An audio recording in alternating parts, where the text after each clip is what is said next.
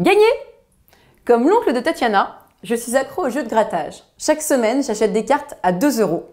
Si je gagne, je m'arrête. Sinon, je continue.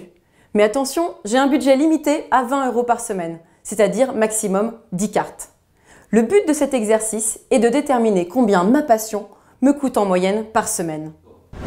On sait que la probabilité de tomber sur une carte gagnante est de 0,12. On peut donc tracer un arbre pondéré et on sait qu'à chaque branche gain, la branche est coupée. On est donc en présence d'une loi géométrique tronquée. On reconnaît un schéma de Bernoulli. Donc je vous rappelle, un schéma de Bernoulli, c'est lorsque vous avez deux issues possibles, soit un succès, soit un échec. Ici, on note G, l'événement, la carte est gagnante. Donc soit la carte est gagnante et on vous dit que la probabilité que la carte soit gagnante est de 0,12, soit la carte est perdante. J'aurais pu aussi marquer G bar ici, à la place de P, puisque c'est l'événement contraire. Donc si la carte est perdante, on sait que sa probabilité, ça va être 1 moins 0,12, c'est-à-dire 0,88. Donc à chaque étape, on peut soit avoir une carte gagnante, soit une carte perdante.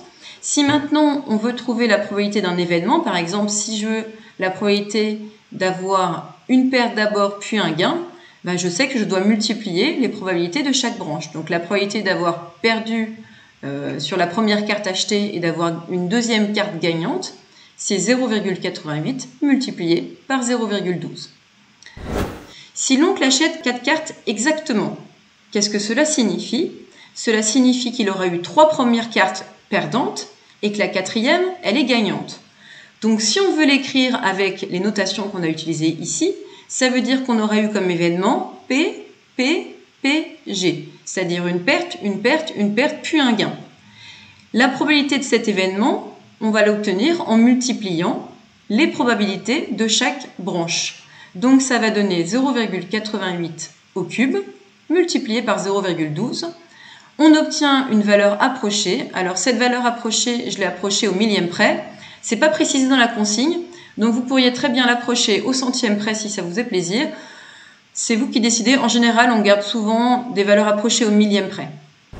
Donc, qu'est-ce qui va se passer s'il en achète 10? S'il en achète 10, ça veut clairement dire que les 9 premières, elles étaient perdantes. Pas de chance pour lui. Donc, ça veut dire que les 9 premières sont perdantes, mais la 10e, elle peut être perdante ou gagnante. Il peut même perdre 10 fois. Donc, s'il en a acheté 10, on sait juste que les 9 premières sont perdantes, on ne sait rien sur la dernière. Donc, ça veut dire qu'on va juste avoir tout ce chemin-là, et puis ici, on ne s'en occupe pas puisqu'on s'arrête à cette carte-là. La dernière, elle peut être gagnante ou perdante. Donc, ça veut dire que la probabilité, c'est la probabilité d'avoir 9 pertes. Et la probabilité d'avoir 9 pertes, c'est d'avoir, en fait, 0,88, le tout exposant 9.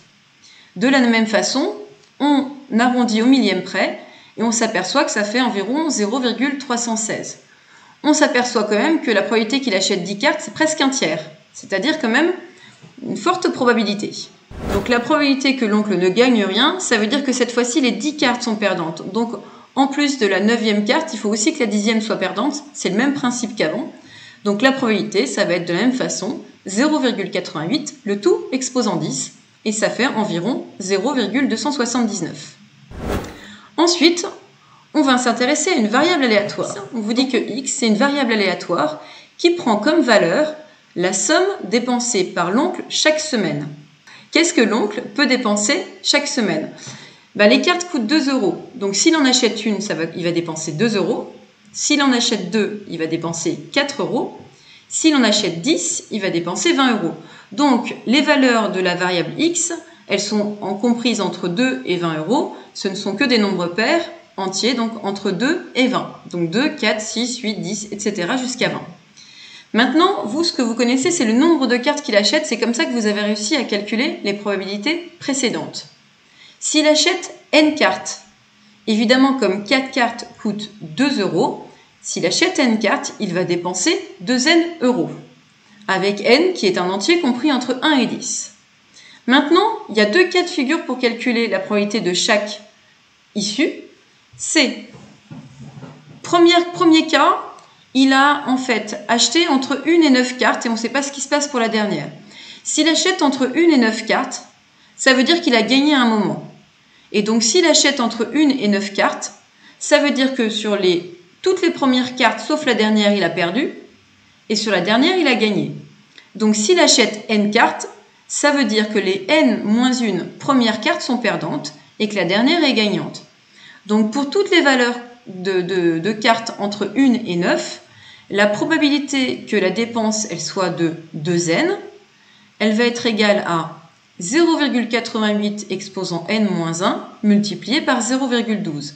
Donc là, on a bien les N-1 premières cartes perdantes et la dernière gagnante. Pourquoi j'ai mis 2N? Parce que pour N cartes achetées, on va avoir la variable qui est égale à 2N, puisqu'en fait, on paye 2 € par carte. Maintenant, pourquoi est-ce que ça ne fonctionne pas de la même façon si N égale 10? Parce que si N égale 10, que la dernière soit gagnante ou perdante, ça ne nous importe pas. On l'a vu tout à l'heure, la probabilité qu'il dépense 20 €, c'est en gros qu'il achète 10 cartes. Et donc, pour qu'il achète 10 cartes, ça veut dire qu'il en a 9 perdantes et que la dernière, elle peut être gagnante ou perdante. Et donc, ça fait 0,88, le tout exposant 9. On a environ 0,316. Alors, je pourrais faire les calculs pour x égale 2, x égale 4, x égale 6 en les écrivant séparément. On peut également donner les résultats sous la forme d'un tableau et quand on vous demande une loi de probabilité, c'est généralement ce qu'on fait. Si vous regardez bien ce tableau, donc dedans, il y a des valeurs que j'ai déjà trouvées au-dessus, par exemple la valeur pour x égale 20. Prenons au hasard une valeur, donc je vais regarder par exemple x qui vaut 12. Quand est-ce que la variable est égale à 12? La variable vaut 12 quand on a donc acheté 6 cartes. Si j'achète 6 cartes, ça veut dire que j'en ai 5 perdantes, une gagnante. Quand est-ce que j'en ai 5 perdantes? Quand j'ai eu en fait une probabilité de 0,88, 5 fois, donc ça fait 0,88 exposant 5, multiplié par 0,12. Donc ce 0,063, on l'obtient en multipliant 0,88 à l'exposant 5 par 0,12. Les autres, c'est exactement la même chose. On les obtient en multipliant 0,88 exposant N-1 par 0,12. Pour calculer maintenant l'espérance. L'espérance, ça correspond à la moyenne qu'il va dépenser par semaine. Je vous rappelle la formule pour calculer l'espérance, c'est la somme des valeurs prises multipliée par la probabilité que la variable prenne ces valeurs. Donc, ça veut dire que si on utilise le tableau, c'est xi multiplié par p de x égale xi, plus ça fois ça, plus ça fois ça, plus ça fois ça, etc. Le petit souci, c'est que là, on a pris des valeurs approchées au millième près.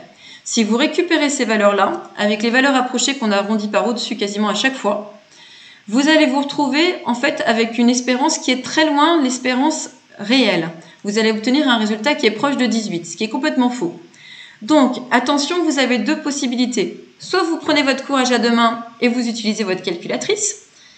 C'est ce que j'ai montré ici. Soit vous pouvez utiliser un programme Python, par exemple, et écrire la formule générale et l'utiliser sur un programme. Ça sera plus long à taper en programme, mais en revanche, si vous avez besoin de le réutiliser pour un autre exercice, bon, vous aurez au moins la trame du programme que vous pourrez réutiliser.